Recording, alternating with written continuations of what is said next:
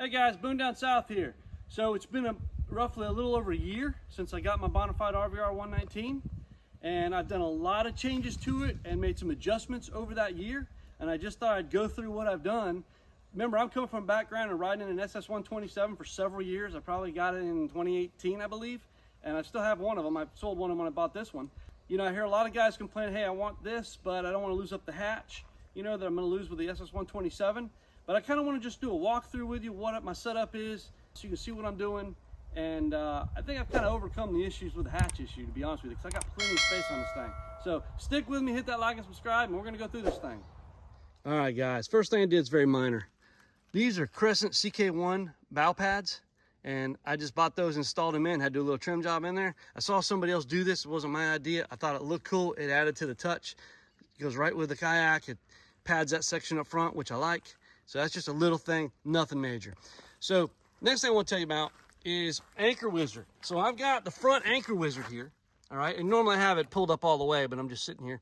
But I've got the front Anchor Wizard set up, right? And this is fantastic. It's invaluable. I highly recommend it. Now, when they built this RVR, they built it for a front and a rear Anchor Wizard that you could put over there. I opted not to do the rear one. Number one, I'm trying to lighten my load a little bit. If you had another anchor on there, you're obviously gonna make your load heavier. And so I didn't want that. Plus, I like to turn in the currents. Once I go through a set of shoals or set of rapids, I like to turn and face back up. So the front anchor is really all I need, and I've been very, very happy with that.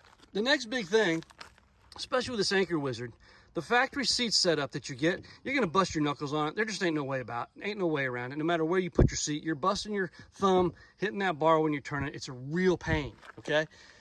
Got in touch with 3D Yak. They made these 2-inch seat risers right here. And when you do that, you gotta put a piece of foam back here to rise it in the back, the way the seat's made. But I'm gonna tell you guys, that is fabulous. That with a thick cushion, this is just one I had for hunting. You add that on there, you are almost at the same seat height as an SS127. And if you've been on the 127, you know one of the best things about that kayak is that seat. It is so comfortable. And when you switch to the RVR, that seat's lower by default. And it's not bad in itself, but man, to raise that up takes you to a whole nother comfort level. And I'm telling you, it is nice. Highly, highly recommend that. I've felt no difference as far as stability having these seat risers whatsoever. It's just been great, great. Next thing I did, I used to run my backpack here. I had a Wilderness Systems kayak crate, which is similar to, you know, your black packs and stuff like that. And it pretty much took up most of the back. I could still fit this cooler back behind it. And it also had my rod holders on there. And that was good. But when Bonafide announced this setup down here underneath the seat, I forget exactly what they call it, but I'll put a link below, that was made for this model, that basically will fit 4 3600 tackle boxes underneath the seat. Now, my wilderness crate was back here and it had all my tackling stuff. And of course I had some, you know, some stuff down the bottom here, different lures and stuff I was using. And I'd go back and forth and have to turn around and fiddle around with that kayak crate. And of course my rod holders were there. And I said, you know what? I think I really like this idea. And then I don't have to have that crate, but then I lose my rod holders, right? So then I went to the flush mounted rod holders here. And I put those in. That was really easy to do. I got a video on it. I can link to it. Very simple to do. Have had no problems with those rod holders. And that worked out pretty good until I got tired of running down these rivers. Because I run down these rivers, right?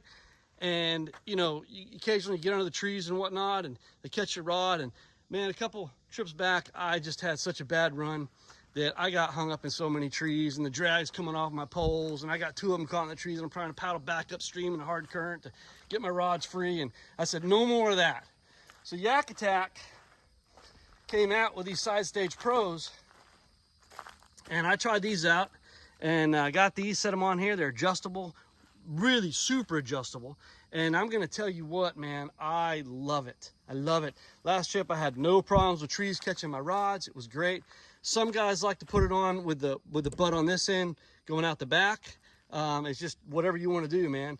But this gets them, instead of sticking vertical, now they're horizontal. You're not catching trees. You know, if you're coming up on logs, you know, you might have to check your limb tips here, or if they're in the back, you know, if you're doing something like that. But man, this was just an improvement. My fear was that, you know, having the rods here is going to be in my way of landing fish.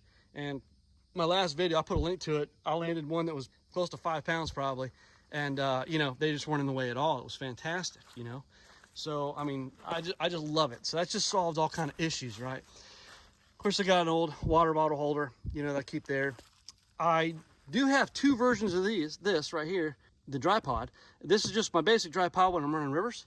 I have another dry pod with a Garmin mounted on top, batteries all enclosed inside, and that I use if I'm gonna hit lakes, and I just swap them out as needed. But the other big thing is, man, I decided when I went with this bag down here and I switched over and bought these Plano 3600 boxes. And look, man, these Plano boxes, they are expensive, okay? There's no doubt about it, they're expensive.